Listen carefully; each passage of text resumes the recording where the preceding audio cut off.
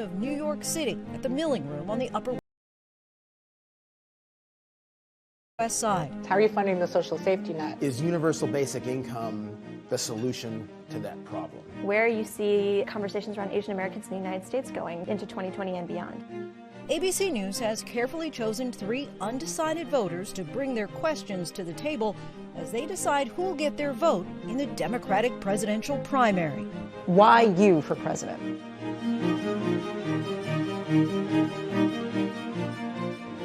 My name's Jaslyn Carr. I'm 23, recently graduated from Hunter College in the CUNY system, lifelong Queens resident, so I've always been here. I'm recently working as an organizer with Know Your Nine, which is an initiative to protect survivor rights for students on college and high school campuses as well. And then I also do some consulting for nonprofits in immigration and reproductive health. First name Ramsey, last name Smith. I'm an entrepreneur now. I spent 21 years at Goldman Sachs. Yes, thank you. As an investment banker, and I decided that my higher mission was to be an entrepreneur. So I'm Mara Novak. I live in Montclair, New Jersey, but I grew up about 3 blocks from here. Right now I teach 2- and 3-year-olds. What? And before Tell that, me more. Yeah, no, it's amazing. I love it. And I also am the political director of a group called NJ 11th for Change. So, Mr. Yang, I'd like you to introduce yourself, basically. I mean, relatively a newcomer to the political scene. Sure. But why you for president? So hopefully what seems like a highly unnatural, unreasonable decision to run for president will actually seem natural after I give you the backdrop.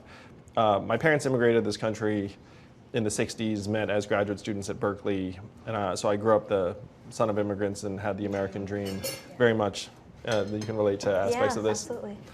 And so my parents certainly weren't saying to me, "You're going to be president someday." It was like, get good grades, get a good job, make this happen. And so I tried to get good grades and get a good job, and went to law school here in New York, was an unhappy lawyer for 5 whole months. And so I left to start an ill-fated business that had its mini rise and maximum fall, but I'd been bitten by the bug. Bitten by the business bug.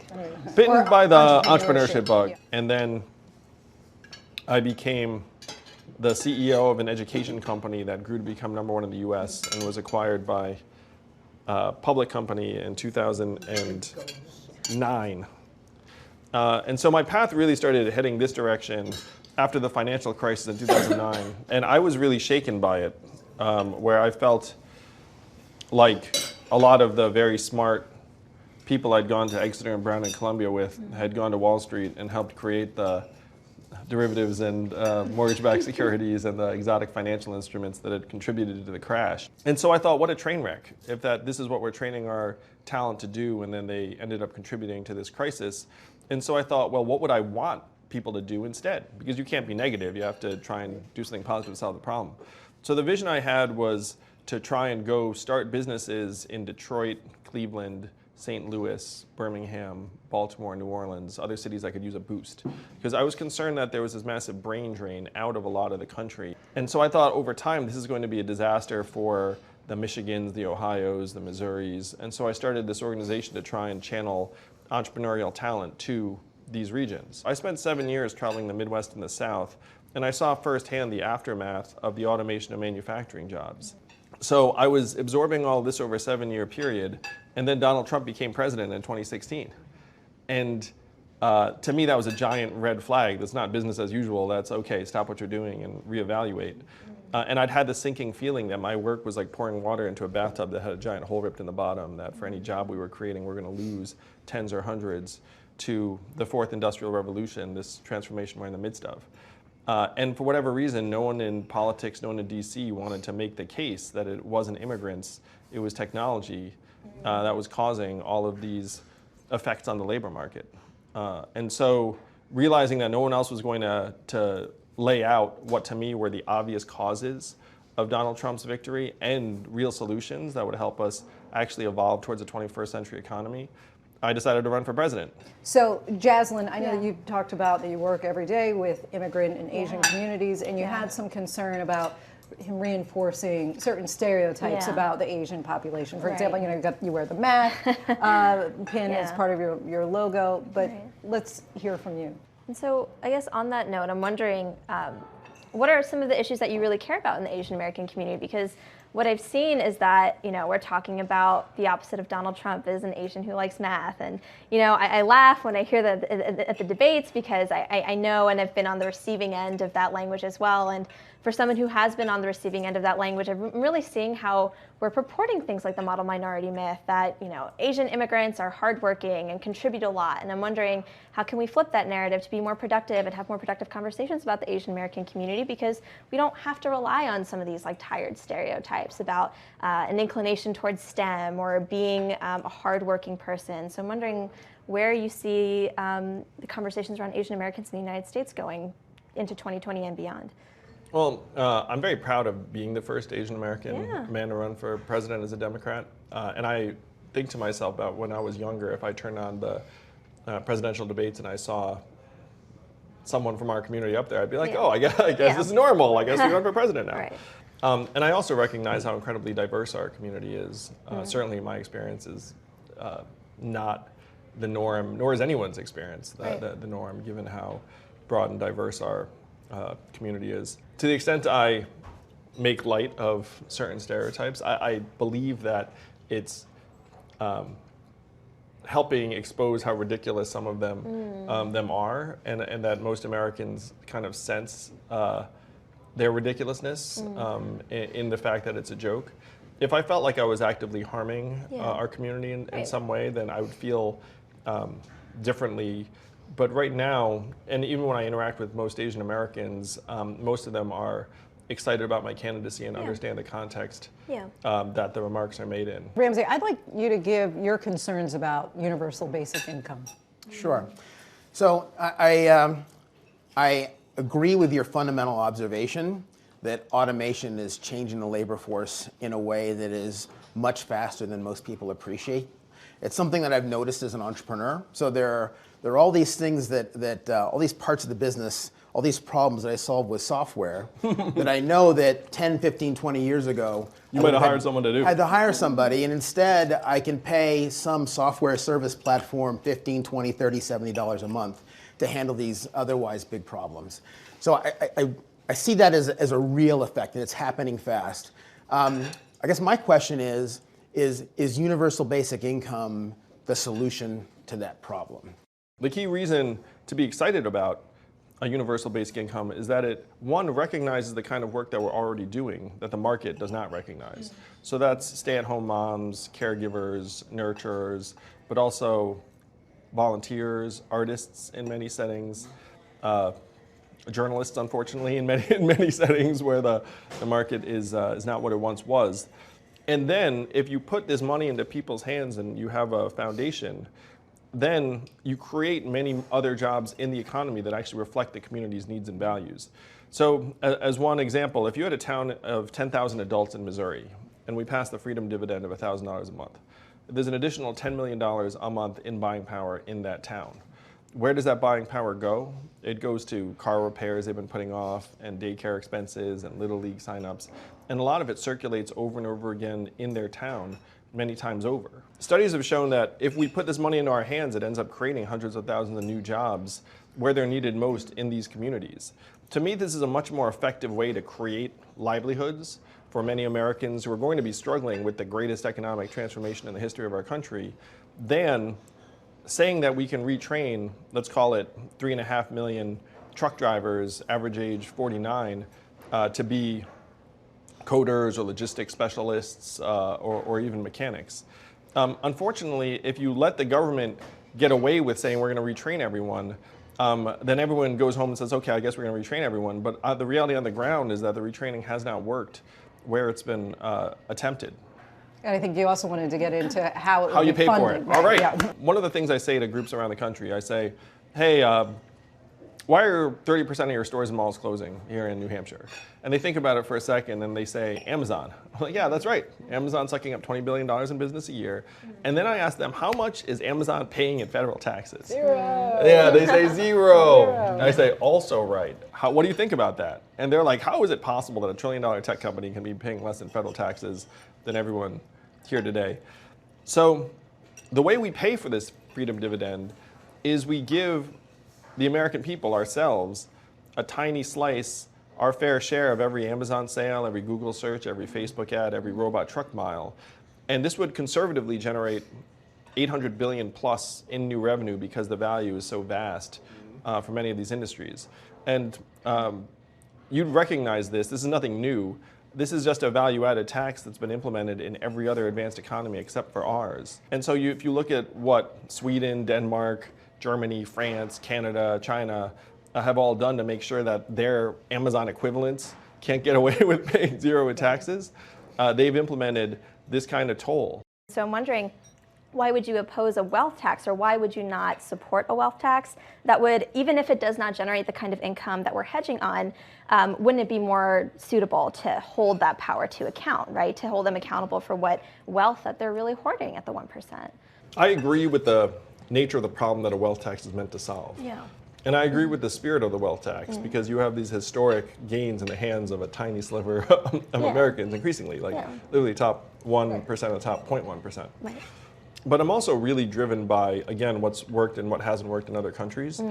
And so if Germany, France, Sweden, Denmark, and these very intelligent developed countries have all tried a wealth tax and then repealed it X years later, it strikes me as not the right course of action to say, hey, it's going to work here in a way it did not work for those countries. Right.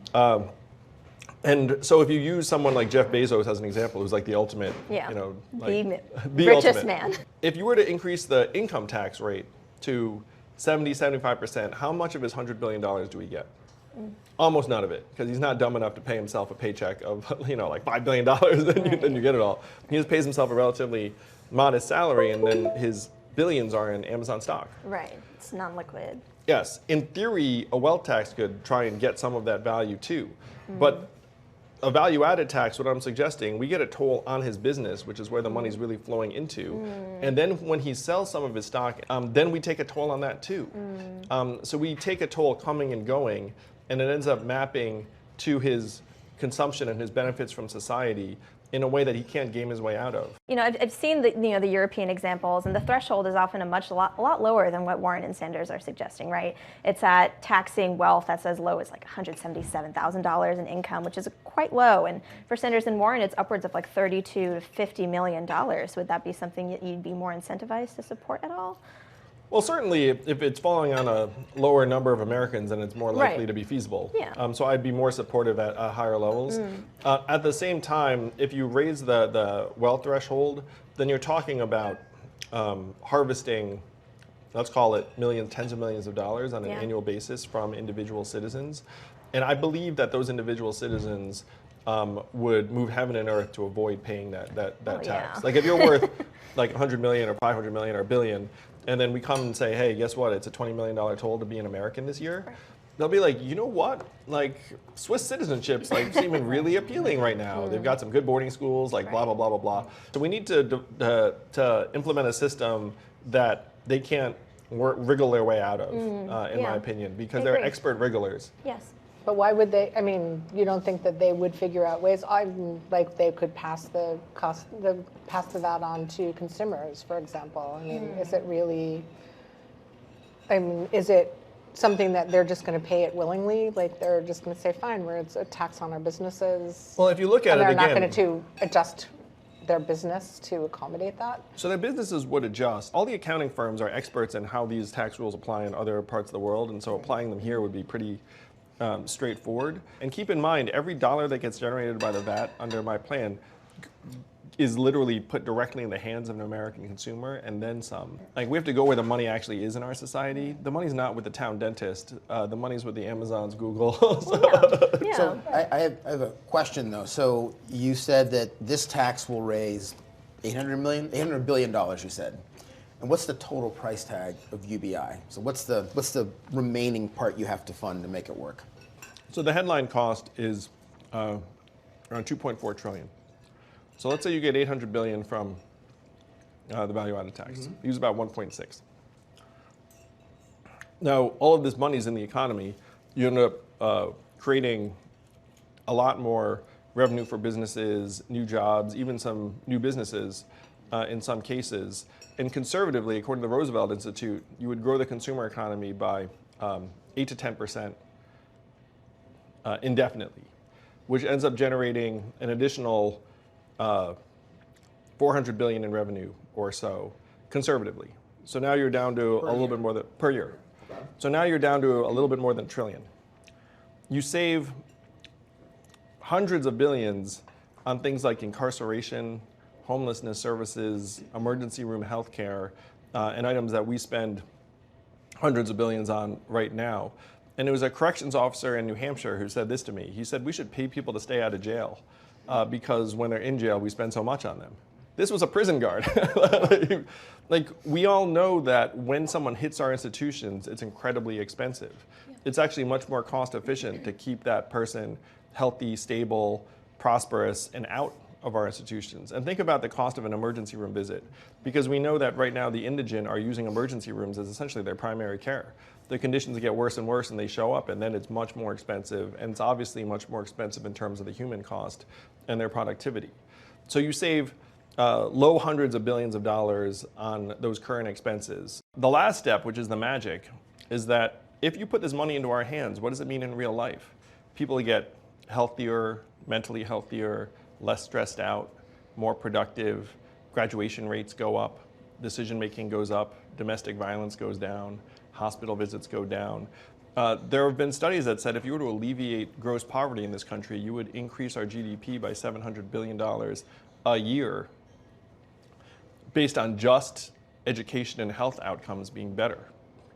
So that gives you another, let's call it a couple hundred billion in greater tax revenue, because if you grow the economy by this increment. And then the last piece, you have to be a bit optimistic and aggressive, but think about the increased level of entrepreneurship, risk-taking, creativity, and enterprise if people knew that their basic needs are going to be met. Because right now, the rates of business formation in the United States are at multi-decade lows in most of the country. They're at historic lows for young people, for your generation, for a number of reasons, because we've loaded you up with student loans and a bunch of other things. And so if you become optimistic about that shift, then you can make a case that you're going to get back the remainder. The trickle-up economy would actually pay for itself many times over in a way that the trickle-down economy never has. I mean, we've talked about UBI. How are you funding all of those things? How are you funding the social safety net? I mean, again, schools, teachers, buildings. Yes. The tunnel between here and New Jersey that I just wrote So let me start with healthcare. The biggest misconception about healthcare is that we need to get the money to pay for it. We are already paying for it through the nose. We're paying 18% of GDP, 3.6 trillion minimum, and the reason why there's so much waste in the system is that it is not actually designed to make us stronger and healthier. It is designed to maximize revenue and profits for a set of companies and some of the providers. And so we have to try and get the costs under control. The drug lobby is so powerful that the government's not even allowed to negotiate for lower drug prices on behalf of the American people. New Jersey, where all the healthcare companies. You make that one step, and that alone is hundreds of billions of dollars in value. So arguing about the cost is missing the fact that right now the structural incentives are all wrong, and that's what you have to tame. That's what you have to get under control. But the lobbyists are so powerful in DC that they've bought and sold like a lot of the process. So what do you do? So the way we change that is we actually unify the people and the money. Do you all know what percentage of Americans donate to political candidates or campaigns? I'm going to guess 5%. Yeah, it's vanishingly low. It's less than 5%. So think about that. Like, okay, like no wonder in a way it's like that the government's only responding to certain types of concerns. So that's why you want to give people $100 yes. in order to donate, right? So what would the donation rate be if every voter got 100 democracy dollars that they could donate to a candidate or campaign? It's use it or lose it. Essentially, they have a coupon code. They could break it up if they want. Like, it would go from, let's call it 5% to what? I don't know. I'm going to say maybe 40% because I know 40%, which you're would right. be amazing because I'm just guessing based on how many people vote. I know this for New Jersey. No, yeah, you're right. And like some people say 80%, of course not. It'd be probably closer to 40%. But even at 40% times $100, you would end up washing out the lobbyist cash by a factor of 3 to 4. And then if I was a legislator and a lobbyist came and said, hey, I can give you $50,000 if you write this law this way, they'll be like, well, let's see, if I have 10,000 citizens behind me and they each give me $100, that's $1 million. So what am I going to do? I'm going to actually start listening to the people. When you look at America and the last 3 years and what it's become, I'm curious to get your opinion on what that is and then what your vision is for America yourself. Yeah, in many ways, the era we're in right now is about numbers versus humanity. And the question is, are we willing to accept that the economic value assigned to us by the market is our value as people? That is where we are right now in this country. That's why we think ridiculous things like we're going to retrain coal miners to become coders, even though that makes no sense. So we have to break out of this market mentality and say that we value ourselves intrinsically as human beings, autistic, disabled, older, what if AI is about to come and do your job?